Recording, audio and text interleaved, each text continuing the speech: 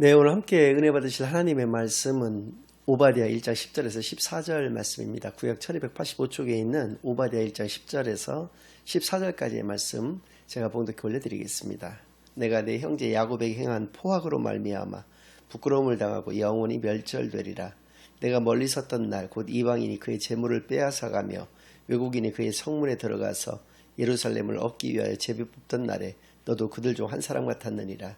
내가 형제의 날 곧 그 재앙의 날에 방관할 것이 아니며 유다 자손이 패망하는 날에 기뻐할 것이 아니며 그 고난의 날에 내가 입을 크게 벌릴 것이 아니며 내 백성이 환난을 당하는 날에 내가 그 성문에 들어가지 않을 것이며 환난을 당하는 날에 내가 그 고난을 방관하지 않을 것이며 환난을 당하는 날에 내가 그 재물에 손을 대지 않을 것이며 내 거리에 서서 그 도망하는 자를 막지 않을 것이며 고난의 날에 그 남은 자를 원수에게 넘기지 않을 것이니라. 아멘.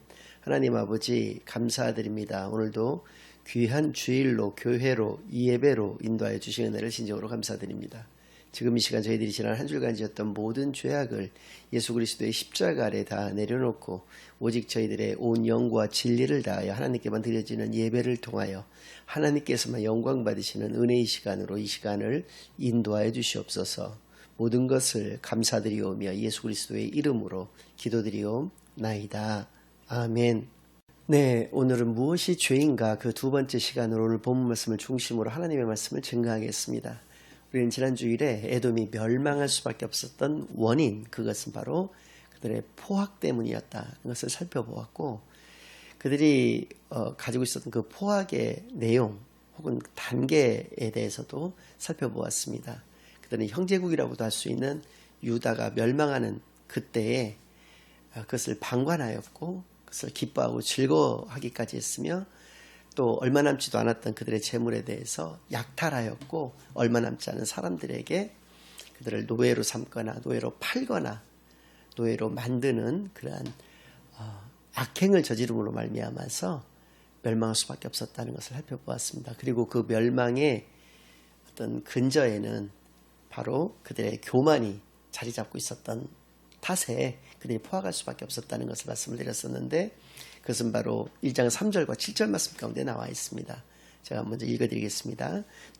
너의 마음의 교만이 너를 속였도다. 바위 틈에 거주하며 높은 곳에 사는 자여 내가 마음에 이르기를 누가 능히 나를 땅에 끌어내리겠느냐 하니.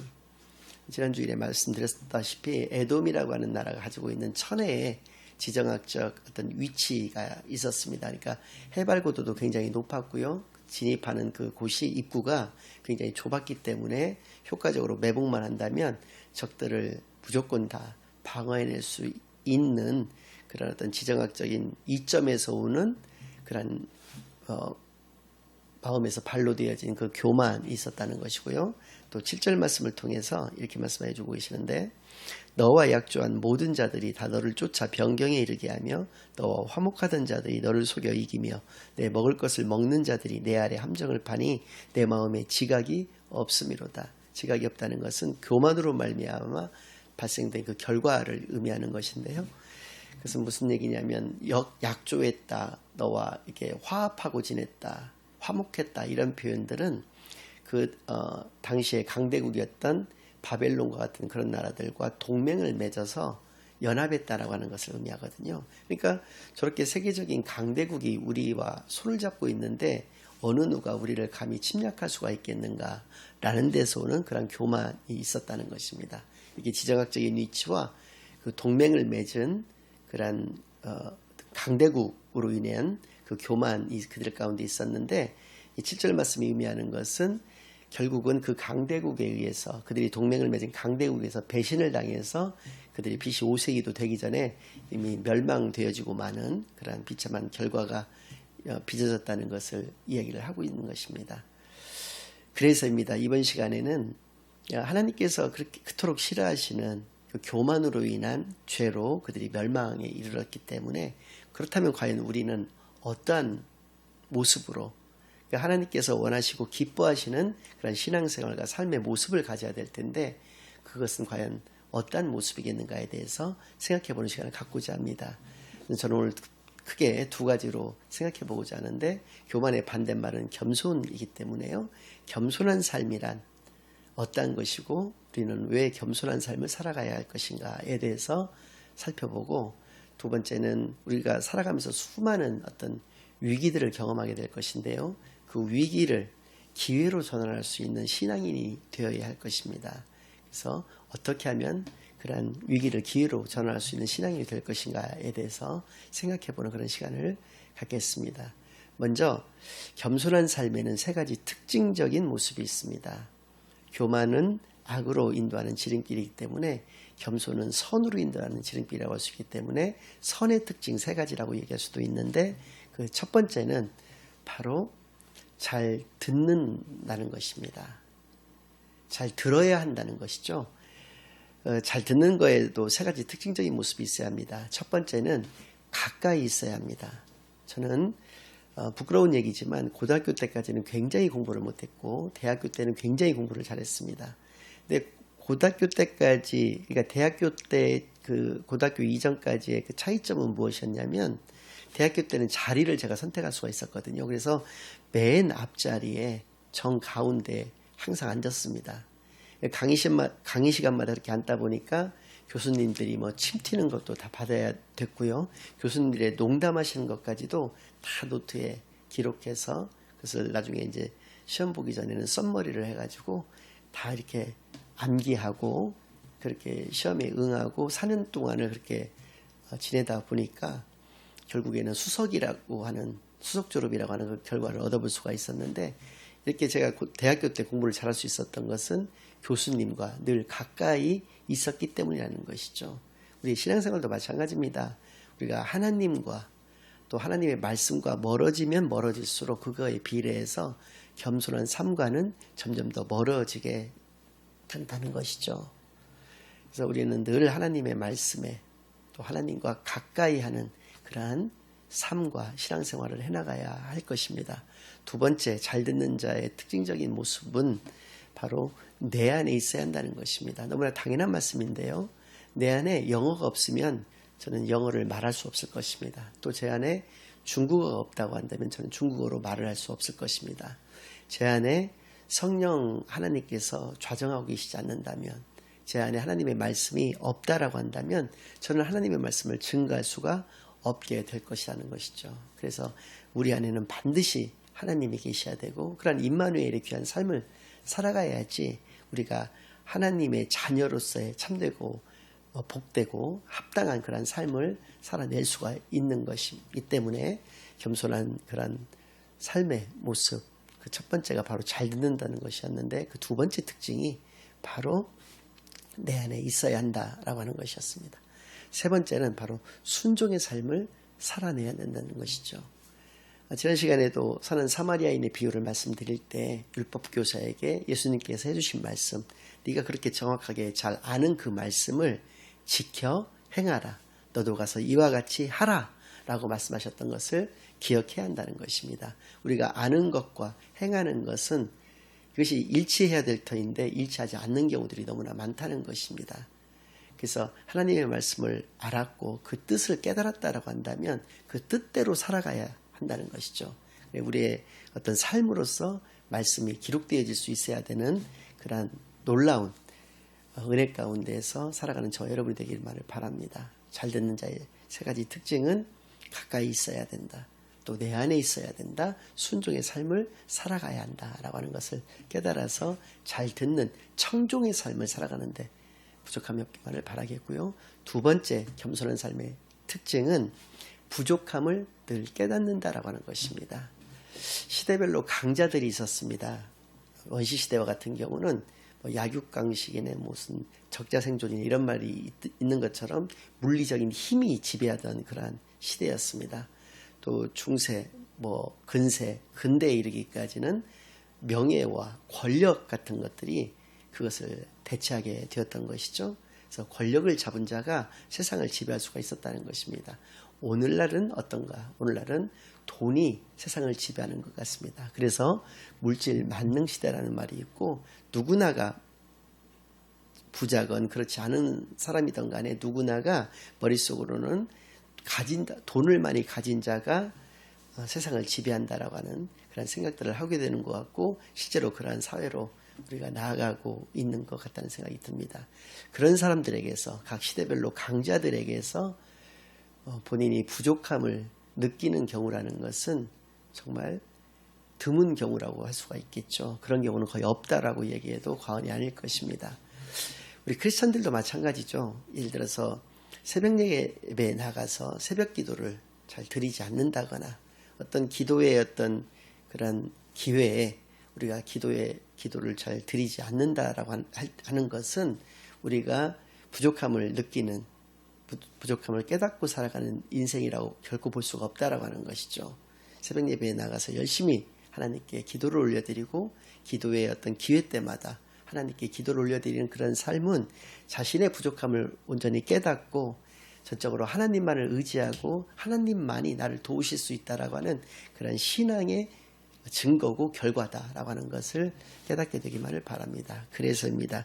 부족함을 깨닫고 부족함 가운데서 살아간다라고 하는 것은 바로 겸손한 삶의 두 번째 특징인 것을 기억하시기만을 바랍니다. 세 번째 특징적인 모습은 지나치게 절망적이지 않는다라고 하는 것입니다. 지나친 절망 가운데 빠져드는 경우는 자기 자신을 너무 신뢰하였던 교만의 어떤 결과입니다. 여기서 너무나 자기 자신을 믿었기 때문에 이런 참담한 결과를 받아들일 수가 없게 된다는 것이죠. 그래서 어떤 극단적인 선택을 하기도 하고 너무나도 비관적이고 너무나도 절망적인 상태에서 자포자기와 같은 그런 삶을 살아갈 수밖에 없는 것은 자신을 너무나 과신했던 지나치게 절망적인 그런 삶의 태도 때문에 그런 것이다라는 것이죠. 반대로 우리 크리스천들에게는 하나님이 나에게 어떠한 여건, 어떠한 환경을 주셨다고 하더라도 그것에 늘 만족하면서 감사하는 삶을 살아가는 사람들이라는 것입니다. 그것이 바로 겸손한 삶의 자세요, 신앙생활인 것을 분명히 깨달아서 오늘은 세 가지의 겸손의 특징적인 모습을 말씀을 드렸습니다. 잘 듣는다는 것이고요. 또 자기의 부족함을 깨닫는다는 것이고 지나치게 절망적이지 않다라고 하는 이런 특징적인 것을 우리가 우리 몸에 체득해서 이것을 늘 실천하며 살아가는데 부족함이 없는 저와 여러분이 되시기만을 간절히 소망합니다. 두 번째로는 우리가 수많은 어떤 위기 가운데에서 그것을 기회로 전환하는 신앙인이 되어야 되겠다는 것입니다. 그것이 하나님께서 기뻐하시는 우리들의 모습이 되는 것이죠. 그것에서도 역시 마찬가지로 세 가지의 어떤 특징적인 모습들이 있는데 첫 번째는 우리도 뭐 다른 사람을 시기와 질투할 수가 있죠. 그러나 다른 사람으로부터 시기와 질투를 받는 경우도 많습니다. 그 시기와 질투를 받을 때 그것이 우리가 다시 일어서는 도구로 우리가 활용할 수 있어야 한다는 것입니다. 제가 여러 차례 말씀드린 바와 같이 아들 압살롬에 의해서 결국은 왕궁을 빼앗기고 도망길에 올랐던 다윗 왕에게 시므이라고 하는 그 베냐민 지파 사람이 쫓아오면서 계속 그를 조롱했습니다. 뭐라고 했냐면 너는 피 흘린 자다, 사악한 자다, 막 이러면서 네 피가 너에게로 돌아갈 것이다라고 하면서 계속 압살롬 그 반역이 그 증거라고 하면서 계속 돌까지 던져가면서 그렇게 막 모욕을 하니까 옆에 있던 그 시위대장이 가서 죽이겠다고까지 막 했는데 다윗이 그를 만류를 하거든요. 왜 그러냐면 저 사람의 입을 통해서 하나님께서 하나님의 뜻을 나에게 전해주시는 것일 수도 있고 만약에 그게 하나님의 뜻이 아니라고 할지라도 저 사람의 그 저주가 하나님의 복으로 분명히 전환될 것이다 라고 하는 그러한 믿음을 가지고 있었기 때문에 그는 결국은 그 믿음으로 말미암아서 복권이 될 수가 있었다라고 하는 것이거든요. 그렇기 때문에 우리는 이런 다윗의 믿음을 본받는 자가 되어야 될 것입니다. 다른 사람으로도 받는 어떤 시기와 질투, 조롱과 같은 것들을 내가 다시 일어서는 그런 도구로 우리가 넉넉하게 삼을 수 있는 그런 신앙인이 되어야 한다라고 하는 것이죠. 두 번째 특징적인 모습으로서는 힘으로 사는 인생이 아니라 오직 하나님의 성령님의 도우심, 그러니까 은혜로서 하나님의 은혜로서 사는 그런 인생이 되어야 한다라고 하는 것입니다. 내 힘으로서 살아가는 그러한 인생이라고 하는 것은 분명한 한계가 있는 것이고 살아갈 수도 없다는 것입니다. 불가능하다는 것이죠. 그러나 하나님의 은혜로 살아가는 인생이라고 하는 것은 못할 것이 없고 무엇이든지 할 수 있는 불가능이 없는 인생이 되는 것입니다. 제가 몇 해 전에 청남대라고 하는 곳을 방문한 적이 있습니다. 대통령이 별장이었는데 일반인들에게도 공개가 되었기 때문에 물론 하루 전인가 이렇게 신청을 해야지만 갈 수 있는 곳인데 거기를 가서 제가 좀 인상 깊게 보았던 것은 분수였습니다. 그게 뭐 인공호수였는지 뭐 자연적인 호수였는지는 모르겠지만 그 안에다가 이렇게 분수를 설치를 해서 물이 이렇게 막 올라오지 않겠습니까? 근데 뭐 형형색색으로 올라오고 그것이 춤을 추기까지 하더라고요. 그래서 참 굉장히 인상 깊게 좀 재미있게 그렇게 본 기억이 있는데요. 그것도 멋있지만 또 한편 그 뭐 이과수 폭포라든지 이렇게 세계적인 어떤 폭포들을 보면은 굉장히 막 웅장하고 멋지고 아름답게까지 느껴지지 않습니까? 이 분수와 폭포가 똑같이 멋있다고 하더라도 분명한 차이점이 있습니다. 분수는 전기 스위치를 내리면 결단코 물이 올라올 수가 없습니다. 아래에서부터 위로 물이 솟구치는 것이기 때문에 전력의 힘을 빌리지 않고서는 그것이 올라올 수가 없는 것이죠. 그러나 폭포는 하나님이 만드신 자연의 것이기 때문에 위에서부터 아래로 떨어지는 것이기 때문에 하나님께서 그것을 인도하시는 한 그 자연의 질서에 의해서 그것은 계속적으로 영원히 아름다운 모습을 간직하게 된다라고 하는 것이죠.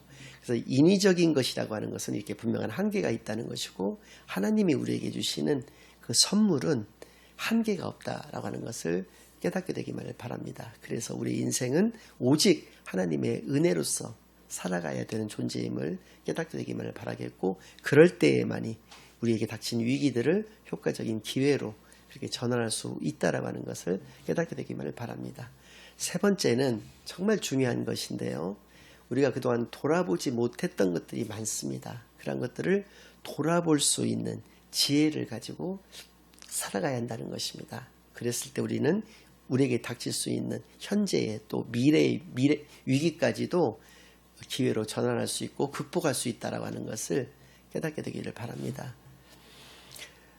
예를 들어서 우리가 앞만 보고 달리다가 보면 가정을 돌아보지 못할 때가 있습니다. 뭐 또 우리의 이웃도 돌아보지 못할 때가 있고 친구들도 돌아보지 못할 때가 있는 것이죠. 그러나 하나님께서 원하시는 우리의 삶의 모습이 과연 그런 것이겠느냐라는 것입니다. 선한 사마리아인은 즐거운 여행길에 강도 만난 자를 만나게 됩니다. 그는 시체와 다를 바가 없었습니다. 온몸이 피투성이었고 또 벌거벗겨져 있는 그런 상태였습니다. 그런 그에게 두려움 없이 다가갔습니다. 그가 자신은 사마리아 사람이고 그는 예루살렘 사람이었음에도 불구하고 다가갔다는 것이죠. 그래서 그를 정성껏 치료해주고 또 그 치료가 부족하다고 한다면 충분한 치료를 받을 수 있을 때까지의 그 지원 것을 아끼지 않았던 것은 그의 마음 가운데 긍휼과 사랑이 있었기 때문에 그렇다는 것이죠. 우리가 살아가면서 정말 중요한 것들을 돌아보지 못하는 것은 우리 마음 가운데 여유가 없고 사랑이 없기 때문인 것입니다. 하나님께서 우리에게 원하시는 삶은 우리가 여유를 가지고 늘 넉넉한 마음으로 이웃을 돌아보고 또 나의 가족들을 돌아보고 그들을 위해서 또 그들을 사랑 가운데에서 그렇게 함께 사랑의 관계를 나누면서 살아가는 그런 모습인 것은 너무나도 분명한 것이기 때문에 하나님의 창조 질서에 그것이 부합되는 그런 삶인 것을 깨달아서 돌아보지 않는 것들을 우리가 돌아보는 그런 넉넉한 사랑의 마음으로 살아가는데 부족함이 없는 저와 여러분 되시기만을 예수 그리스도의 이름으로 간절히 축원합니다. 아멘. 이제는 우리 주 예수 그리스도의 은혜와 아버지 하나님의 극진하신 사랑과 성령 하나님의 내주인도 역사 교통하심이 겸손한 삶 위기를 기회로 전환시키는 그러한 하나님께서 원하시는 놀라운 크리스찬의 귀한 삶만을 이 땅에서 살아내기로 다짐하고 결심하고 돌아가는 모든 사랑하는 주의 자녀들과 그 가정 위에 그들의 생업 위에 이제로부터 영원까지 항상 함께 있을지어다. 아멘.